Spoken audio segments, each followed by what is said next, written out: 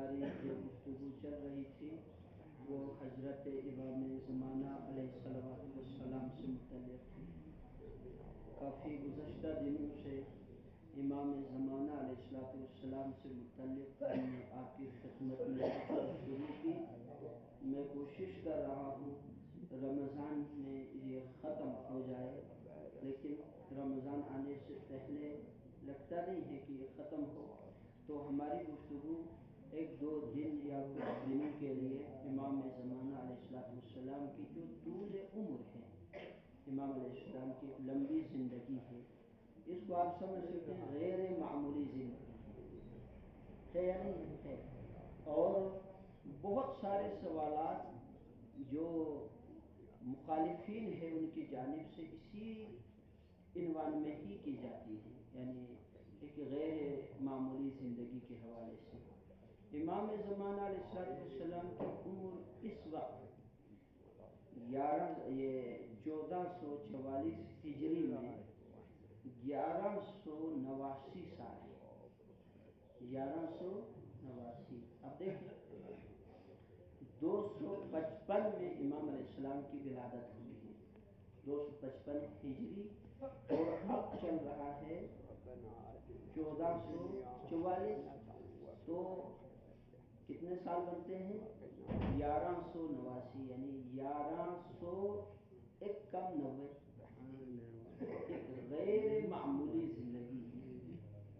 تو اس سے متعلق سوالات ہوتے ہیں، تو ظاہر ہے کہ چونکہ ہم ان چیزوں کو باریک بینی سے پڑھتے نہیں ہیں، سنتے نہیں ہیں، تو نتیجتاً اس کے تسلی بخش جوابات بھی ہمارے پاس نہیں ہوتے۔ تو بہتر ہے کہ چند دن امام علیہ السلام کے لیے آپ بھی وقف کریں، ہم بھی وقف کرتے ہیں، تاکہ کچھ معلومات میں ہمارے اضافہ ہو۔ تو سب سے پہلے امام علیہ السلام کی جو زندگی ہے اس پہ جانے سے پہلے آج جو ہم گفتگو کریں گے وہ موت کی جو ایک کنسب ہے اس کے حوالے سے، کیونکہ زندگی اور موت لازم و ملزوم ہے۔ تو ایک دن آج ہم جو ہے وہ موت سے متعلق گفتگو کریں گے۔ آیت اللہ جعفر سبحانی انہوں نے اپنی تفسیر میں موت سے متعلق کچھ خوبصورت نکات بیان فرمایا ہے، موت سے متعلق، وہ میں آپ کی خدمت میں عرض کروں گا۔ سب سے پہلے یہ کہ موت کی انہوں نے جو وہاں نکات بیان کی، ان میں سے سب سے پہلا انہوں نے اس کو لفظی معنی بیان کیا۔ موت لغت میں موت کی جو تعریف ہے، 2-3 کتابوں کا انہوں نے حوالہ بھی دیا، ان میں مقاییس اللغت ہے، لغت کی کتاب ہے، عربک ڈکشنری ہے، دوسری کتاب لسان العرب ہے، ابن منظور کی، ان کا بھی حوالہ میرے پاس موجود ہے۔ وہ کہتے ہیں موت کس چیز کا نام ہے؟ کہتے ہیں ذہاب القوہ من الشیء، توجہ رکھو، یہ باتیں درس کی طرح جیسے لیکچر نہیں ہوتے کلاس میں، اس کی طرح سمجھنے والی باتیں۔ ذہاب الشیء من ذہاب القوہ من الشیء، ایک چیز سے اس کی جینے کی صلاحیت کا ختم ہونا موت ہے۔ پھر میں عرض کروں گا، پھر توجہ کریں۔ ذہاب القوہ من الشیء، فرماتے ہیں ایک چیز سے اس کی جینے کی ایک صلاحیت ہوتی ہے، اس کا جب خاتمہ ہو جائے تو اسی کا نام کیا ہے؟ موت۔ کلیئر ہو؟ یہ تو لغوی معنی ہے، لغوی معنی جیسے ہوتا ہے ڈکشنری والا معنی۔ موت ہم بحیثیت مسلمان، توجہ، ہم بحیثیت مسلمان، ہمارے عقیدے میں موت اسلام کے بنیادی عقائد میں شامل ہے۔ عقیدہ آخرت اس کی ابتدا موت سے ہوتی ہے، یہ بات آپ ذہن میں رکھیں۔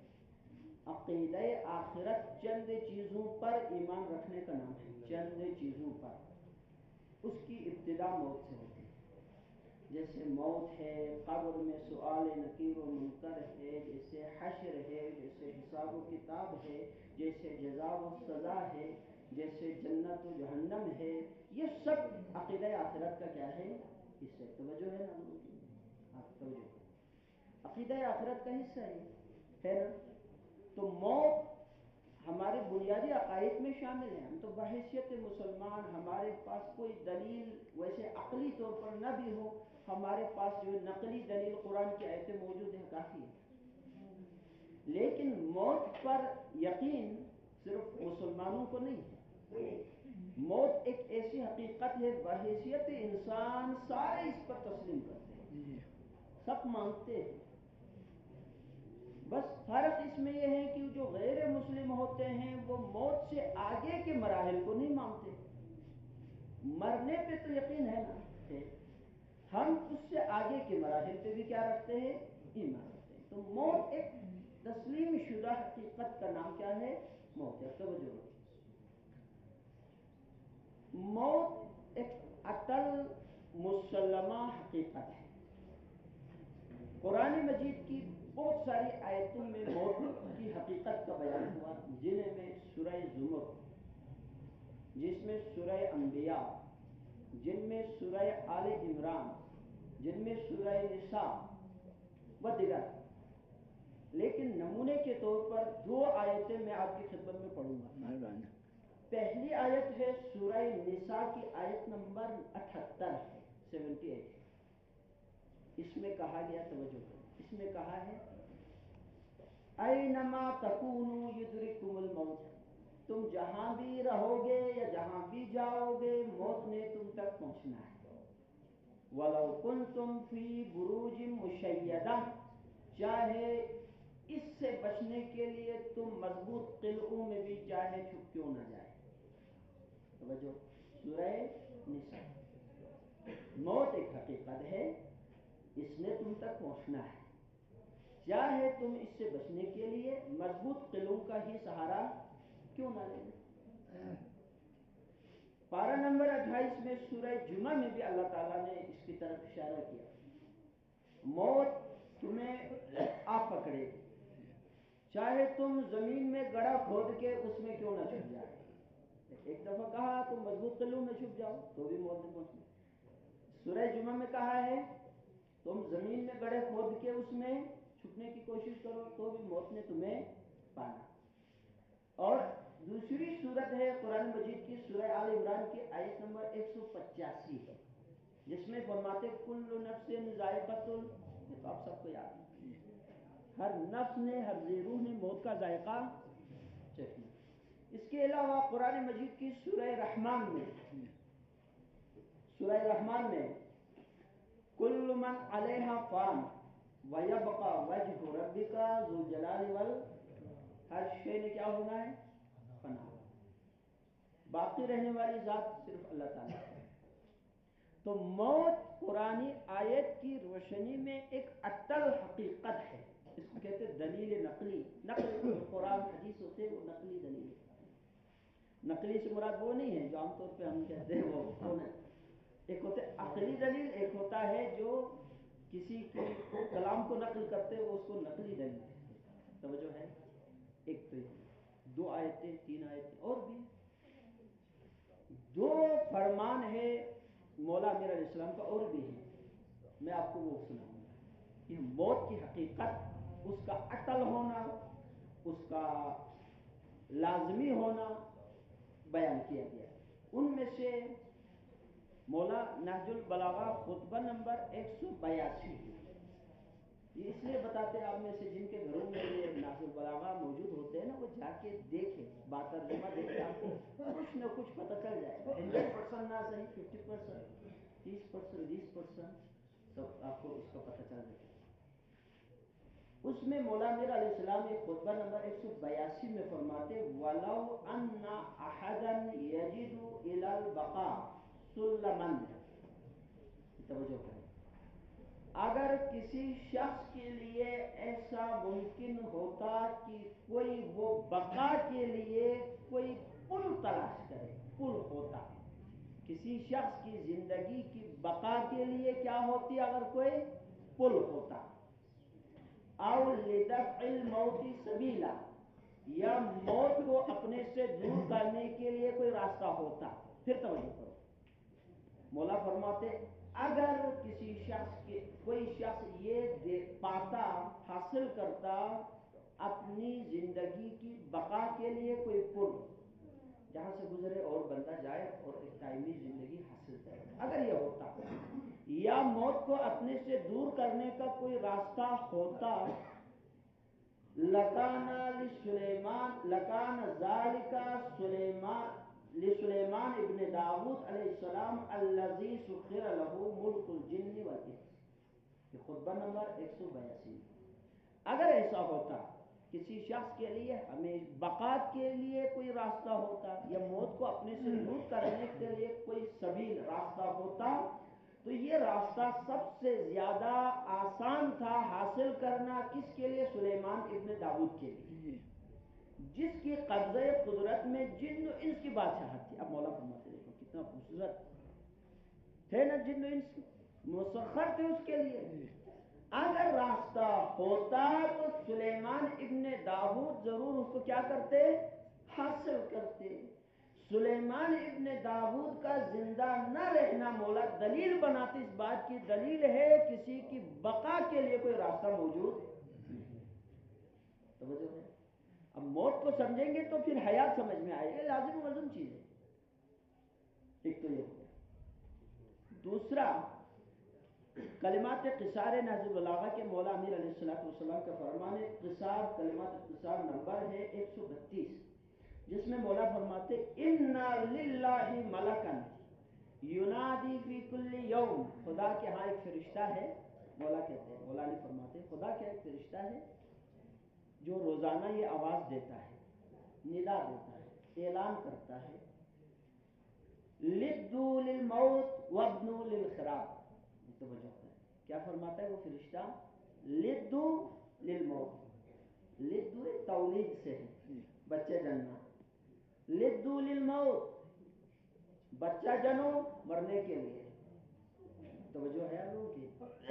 کہتے نہیں ہے نا اجی صاحب، خلط ہمیں جدے مولا فرماتے ہیں ایک فرشتہ ہے خدا کا جو روزانہ یہ آواز دیتا ہے، کیا فرماتا ہے؟ لِدُّوا لِلْمَوْتِ، بچے جنو، بچے پیدا کرو مرنے کے لیے، وَابْنُوا لِلْخِرَابِ، عمارتیں بناؤ، للخراب، کس کے لیے؟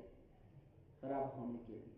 کیا انجام ہے؟ زندگی جننے کا انجام موت ہے، تعمیرات کا انجام خرابہ ہے، ایسا ہے؟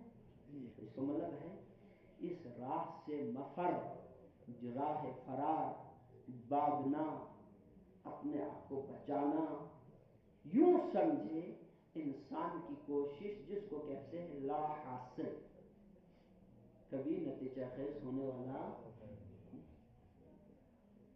آج کل ہم میں سے ایک ایک کر کے بلایا جائے گا، کہے گا فلاں کا جنازہ، پھر کہے گا فلاں کا جنازہ، جا رہے ہیں ایک ایک کر کے جا رہے ہیں نا۔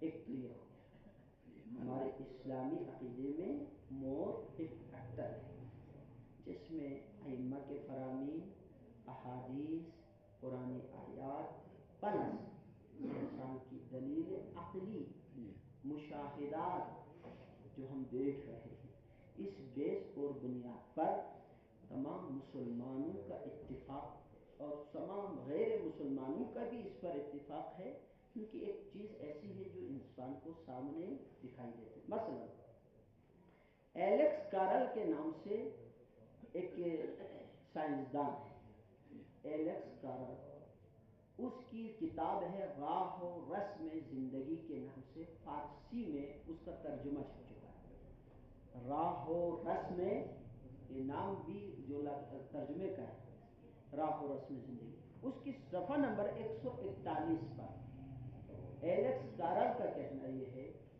جس طرح ہر چیز کی ایک عمر ہوتی ہے نا، جیسے انسان کی ایک عمر ہے، حیوان کی ایک عمر ہے، درخت کی، یہ باتیں آپ سمجھیں گے پھر آپ کو امام زمانہ کی طول عمر کا وہ ایکسیپٹ سب، یہ ابھی مقدمہ ہے، ڈائریکٹ وہ آپ کو سمجھ نہیں آنے۔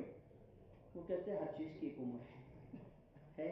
آپ یوں سمجھے جیسے آپ کے پاس بہت بڑا تھال ہے نا، تھال، یہ تھال میں آپ نے بہت ساری حشرات، بہت سارے جاندار کو اس میں رکھا ہے، تو ہر ایک کی اپنی اپنی اپنی ایک عمر ہے، ایج ہے۔ وہ کہتے ہیں بالکل اسی طرح اس تھال کی بھی ایک عمر ہے جس کے اندر یہ سارے جاندار ہیں، اس جس کے اندر یہ موجود ہے، اس تھال کی بھی ایک عمر ہے یا نہیں ہے؟ اسی طرح دنیا کی ہر چیز کی ایک عمر ہے نا، تو وہ کہتے ہیں اسی طرح خود دنیا کی بھی ایک عمر ہے۔ اس دنیا جیسے ہم اپنی عمر کا حصہ گزارنے کے بعد آہستہ آہستہ غیر محسوس طریقے سے بڑھاپے کی طرف جاتا ہے، یہ دنیا بھی جاتی ہے۔ ایک دن اس کے اندر بھی باقی رہنے کی صلاحیت کیا ہو جائے گی؟ ختم ہو جائے گی۔ اسی دن کو ہم قیامت کہیں گے۔ جب فرد کے اندر زندہ رہنے کی صلاحیت ختم ہو جائے اس کو موت کہتے ہیں۔ جب دنیا کے اندر دنیا کی صلاحیت ختم ہو جائے اسی دن کو کیا کہیں گے؟ قیامت کہیں گے۔ یہ تو اختتام ہی کا نام ہے نا، قیامت بھی اختتام کا نام ہے، اور لفظ موت کا ہے تو بھی اختتام ہی کا کیا ہے نا، ہر شے کے لیے اختتام ہے۔ جس کی ابتدا ہے اس کی انتہا ہے، بس جس کی ابتدا نہیں اس کی انتہا بھی اور صرف ایک ہی ہے۔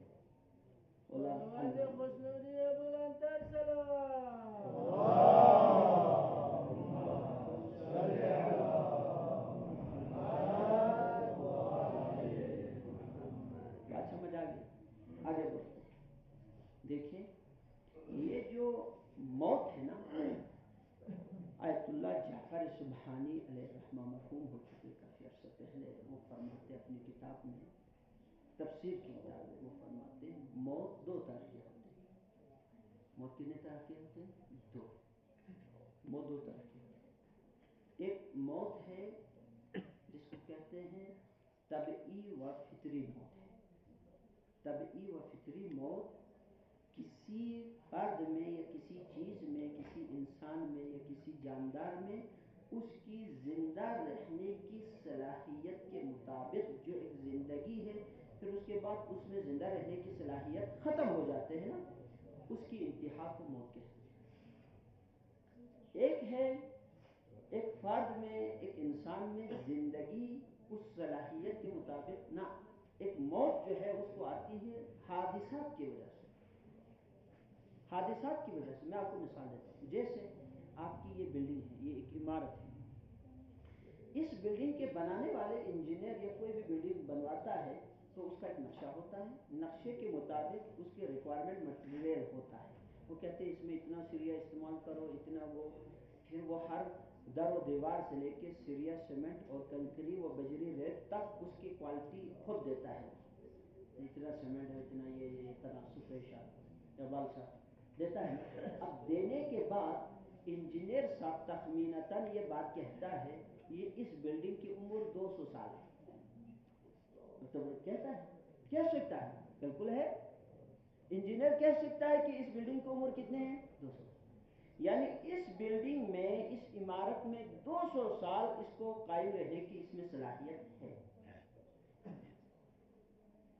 یہ اگر 200 سال گزارے گا تو یہ طبعی عمر ہے، اس کو فطری نیچر عمر کہیں گے، کیونکہ انجینئر صاحب جانتے ہیں 200 سال کے بعد، مثلا فرض کرو 300 سال کے بعد اس میں استعمال ہونے والے مٹیریل میں مزید آگے چلنے کی صلاحیت نہیں، وہ ختم ہو جاتا ہے۔ یہ ایک فطری عمر ہے، اگر یہ 200 سال تک باقی رہتا ہے یہ فطری عمر ہے۔ ایک بار ایسا ہوتا ہے کہ زلزلہ آیا، جیسے ابھی حالیہ اب ترکی کی زلزلہ آپ کے سامنے ہے، جس میں ہزاروں کی تعداد میں بلڈنگ زمین بوس ہو گئے۔ جیسے طوفان آتا، جیسے تیز تند ہوائیں چلتی تو بھی عمارتیں گر جاتی ہیں بس اوقات۔ یہ حادثاتی موت ہے، یہ اس بلڈنگ کے لیے، اس عمارت کے لیے کیا ہے؟ انسان کی سیم اسی طرح ہے۔ ایک ہے، ایک دفعہ انسان بنانے والا خالق جانتا ہے کہ اس سٹرکچر میں 200 سال، 500 سال، 1 سال، 100 سال زندہ رہنے کی صلاحیت ہے۔ یہ چیز اس کو کہتے ہیں طبعی زندگی اور طبعی موت۔ ایک بار ہے کہ انسان زہر کھا لیتا ہے، زہر پلا دیتا ہے، اس کو ہرلا کر دیتا ہے، اس کو فلاں فلاں فلاں، اس کو کہتے ہیں یہ حادثاتی موت۔ اگر ایسا نہ ہوتا تو اس نے آگے جینا تھا۔ اب ایک بات ذہن میں، وہ جو فطری ایک عمر ہوتی ہے، طبعی عمر ہے، اور اس کے بعد طبعی موت ہے نا، طبعی موت میں آگے نہیں جا سکتا، اس سے آگے نہیں بڑھ سکتا۔ ایت اللہ جعفر اقبالی فرماتے ہیں ایک طبعی زندگی دیا، طبعی زندگی کے بعد اس کی طبعی موت ہے، بنانے والا جانتا ہے اس میٹریل میں اس سے زیادہ زندہ رہنے کی صلاحیت نہیں، اس سے آگے بڑھ نہیں سکتا۔ اب مثلا 200 سال ایک میٹریل میں زندہ رہنے کی صلاحیت ہے، تو کوئی حادثہ نہ آئے تو اس نے 200 سال تک چلنا ہے۔ یہاں پر اگر حادثہ پیش آئے تو وہ 200 سال سے کم ہو سکتا ہے، یہ اوپر نیچے ہوتا رہتا ہے۔ فرض کرے 200 سال اگر ہم اس کو طبعی زندگی فرض کریں ایک انسان کے وجود کے اس مٹیریل کا، تو 200 سال سے آگے نہیں جائے گا، لیکن 200 سال سے کمی بیشی امکان ہے، یہ آگے بھی جا سکتا ہے، 150 سے اوپر بھی جا سکتے ہیں، 150 سے، یہ فرضی ہے، نیچے بھی۔ اب دیکھیں میں آپ کو مثال دیتا ہوں، یہ جو کہا جاتا ہے نا صلہ رحمی سے عمر بڑھتی ہے، یہ حدیث ہے، آپ کو بہت سارے مسائل یہاں سے حل ہو جاتے ہیں۔ صلہ رحمی سے عمر میں اضافہ ہوتا ہے، صدقہ عمر میں اضافے کا سبب ہے یا نہیں ہے؟ ایسی حدیثیں ہیں، باقاعدہ حدیثوں کی کتابوں میں موجود ہے۔ اچھا دوسری طرف مثلا زنا عمر کو کم کر دیتا ہے، حدیث توجہ رکھیں، زنا عمر کو، یہ جو کم ہے نا، یہ 200 سال ہم نے اگر اس کی طبعی زندگی فرض کیا تو 200 سال سے کم ہوں گے، یعنی وہ 150 میں مر جائے گا فلاں۔ اب بڑھ جاتے ہیں تو بڑھ جاتے ہیں، تو اس کا مطلب ہے کچھ حادثہ کم کرنے والے ہیں، کچھ حادثہ بڑھانے والے ہیں، یہ دونوں کو ہم اگر حادثہ کہیں، بڑھانے والے بھی حادثہ، تو وہ 200 سال سے نہیں بڑھے گا، وہ کچھ حادثات نے کم کیا تھا، دوسری طرف سے پلس حادثات اس کو بڑھائے گا۔ اب سمجھ آیا؟ سمجھ آ گیا؟ ہاں مثلا کچھ گناہ ایسے ہی جس نے کم کیا تھا نا، آپ نے کچھ نیکیاں کی تو وہ کمی کو پورا کرے گا، لیکن پورے کا مطلب وہ 200 سال اگر ہم نے طبعی زندگی فرض کیا ہے تو 200 سال سے بڑھنے والا نہیں، وہ اٹل ہے، اس کو کہتے ہیں اجل مطلق۔ یہ جو دوسری حادثائی ہے، حادثاتی موت ہے، اس کو کہتے ہیں اجل مسمى، جو کسی حادثے کی وجہ سے پیش آتے ہیں۔ دو نقطہ ہو گیا، نقطہ اول موت کا اٹل ہونا، نقطہ ثانی موت ایک لمٹ تک انسان کو جینے کا حق ہے، وہ طبعی ہے، لیکن اس سے پہلے بھی مارا جا سکتا ہے، حادثات اسے مار دیتے ہیں، حادثات، قتل بھی حادثہ ہے، زہر کھلانا بھی حادثہ ہے، اسی طرح ایک انسان کا اپنے جسم کے لیے مضر صحت غذا کا زیادہ استعمال، یہ بھی حادثہ کوئی بھی صورت ہے۔ ایک تو یہ ہو گیا، دو نقطہ۔ تیسرا نقطہ جو موت ہے نا، موت، اس کا جہاں جہاں بھی ہے ذکر، اس کا تعلق انسان کے بدن سے ہے، روح سے نہیں۔ مرتا بدن ہے، روح نہیں مرتا، دوسرے الفاظ کلیئر ہو گیا؟ موت کا تعلق کس سے ہے؟ بدن سے۔ اس کی میں آپ کو وجہ بتاتا ہوں، اس کی وجہ یہ ہے، یہ جو مخلوق ہے نا، خدا کی مخلوقات، اس کو عالم کہتے ہیں، عالم خلق خدا کو کہتے ہیں، جیسے آپ کہتے ہیں الحمدللہ رب العالمین، عالمین عالم کی جمع ہے نا، عالم مینس خلق خدا، مخلوق خدا، یہ دو قسم کے ہیں، پھر توجہ چاہوں گا، عالم دو قسم کے بعض دو، ایک عالم کو کہتے عالم خلق، عالم خلق، عالم خلق ان مخلوقات کو کہتے ہیں جو حواس خمسہ کے ذریعے آپ اس کو ادراک کر سکتے ہیں، جیسے آنکھوں سے دیکھا جا سکتا ہے، ہاتھوں سے چھوا جا سکتا ہے، ناک سے سونکا جا سکتا ہے، زبان سے اس کا ذائقہ، کانوں سے اس کو سنا جا سکتا ہے، وغیرہ وغیرہ، اس کو کہتے ہیں عالم خلق، جو ظاہراً دکھائی دیتے ہیں، آپ یوں سمجھیں، جو ظاہراً سنائی جا سکتی ہے، چھوا جا سکتا ہے، اس کو عالم خلق کہتے ہیں۔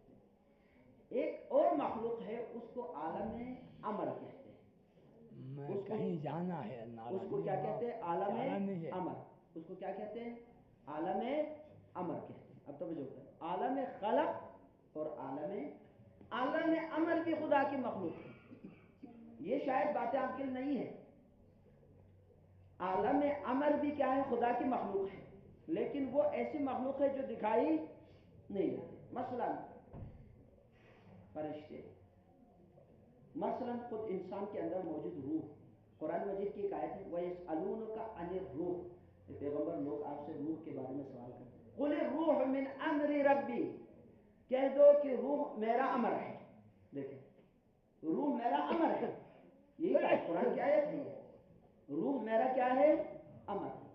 عالم امر خلق وہ بھی مخلوق خدا ہے، عالم خلق بھی مخلوق خدا ہے. لیکن فرق آپ کو بتاتا ہوں، ایک تو وہ دکھائی دیتے ہیں، یہ دکھائی نہیں دیتے. جیسے آپ کا باڈی، وجود کا باڈی جو ظاہری سٹرکچر ہے یہ عالم خلق ہے، اس کے اندر موجود روح ہے وہ عالم امر میں سے ہے. یہ ساری کائنات جو دکھائی دے رہے ہیں یہ عالم خلق ہے. کائنات کی وہ مخلوقات جو دکھائی نہیں دیتے فرض کرو وہ کیا ہے؟ عالم امر. دوسرا عالم خلق جو ہے، عالم خلق اس کے بننے میں تدریج ہوتا ہے. تدریج تو آپ جانتے ہیں، سٹیپ بائی سٹیپ بنتے ہیں. جیسے انسان بنتا ہے نا، وجود ظاہری جو سٹرکچر ہے یہ بنتا ہے. یہ کیسے بنتا ہے؟ ماں کے پیٹ میں سب سے پہلے اس کا دل بنتا ہے. دل کے بعد تھوڑا تھوڑا باقی اعضاء بننا کیا ہو جاتا ہے؟ شروع.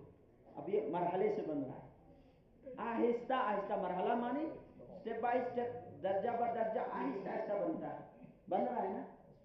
دل بنا، پھر باقی اعضاء بنا، پھر باقی بنا، پھر باقی بنا. پھر دنیا میں آنے کے بعد 1.5 فٹ 2 فٹ کا ہوتا ہے، پھر اس کے بعد 4.5 5 فٹ کا ہوتا ہے، پھر 7 فٹ تک چلے جاتے ہیں، ہے نا. عروج ہے، پھر اس کے بعد زوال ہے. یہ اس میں تدریج ہے. عالم خلق میں کیا ہوتا ہے؟ تدریج، سٹیپ بائی سٹیپ بنتا ہے. عالم امر میں ایسا نہیں ہوتا. عالم امر میں اذا اراد اللہ شیئا ان یقول له کن فیکون. جیسے فرشتے، اللہ نے فرشتے کو خلق کیا. مثلا کیا فرشتہ چھوٹے سے پھر وہ بڑھتا ہے؟ میں آپ سے سوال کر رہا ہوں. جیسے ہم چھوٹا تھا بڑا، جوانی، لڑکپن، بڑھاپا، پھر موت وغیرہ وغیرہ، کیا فرشتوں میں ایسا ہوتا ہے؟ نہیں ہوتا. جس حالت میں فرض کرتے ہیں یہ ساری چیزیں جو میں تعداد بیان کر رہا ہوں یہ فرض ہے. فرض کرو ایک فرشتے کی جو لمبائی ہے وہ اس کے وجود کے اعتبار سے 60 میل ہے، تو وہ خلق ہی 60 میل ہوتا ہے اور اسی پہ رہتا ہے. وہ ان میں بچپنا نہیں ہوتا، ان میں بڑھاپا نہیں ہوتا، ان میں جوانی نہیں آتی وغیرہ وغیرہ. سمجھ آ گیا؟ تو وہ ایک حالت میں بنتا ہے اور ایک حالت میں ہی اللہ تعالیٰ بھی اس کو ختم کر دیتا ہے. تو اس کو کہتے ہیں عالم امر، روح. اب یہ دیکھو کائنات میں بہت ساری مخلوقات ان کا وجود کے اعتبار سے وہ عالم امر سے تعلق رکھتا ہے. بہت ساری مخلوقات وجود کے اعتبار سے عالم خلق سے تعلق رکھتا ہے. انسان اس کائنات میں واحد خلق خدا ہے جو اپنے وجود ظاہری کے اعتبار سے عالم خلق ہے، وجود باطنی کے اعتبار سے عالم امر ہے. سمجھ آیا؟ انسان واحد ہے خلق خدا میں جس کا جو مرکب ہے روح اور بدن کا نا، تو انسان کا بدن عالم خلق ہے اور انسان کی روح عالم امر ہے. اب یہ جو موت جس کا ہم تذکرہ کر رہے ہیں وہ بڑھاپا ہوتا ہے، جوانی ہوتی ہے، ایک مرحلے سے گزرتا ہے، پھر ایک مرحلے میں جا کے اس کا اختتام ہوتا ہے. اس تمام کا تعلق کس سے ہے؟ عالم خلق سے. یعنی ہمارا وجود مرتا ہے، ہماری روح کیا ہوتی آتی ہے؟ باقی رہ جاتی ہے. یہاں تک میں آج روک دیتا ہوں کیونکہ پھر کل اس سے انشاءاللہ آگے آپ کو لے جانا ہے. خدا تعالیٰ سے دعا ہے کہ پروردگار بحق محمد وعلی محمد خدا بندہ تمام مریض و مریضات کو صحت و سلامتی عنایت فرما.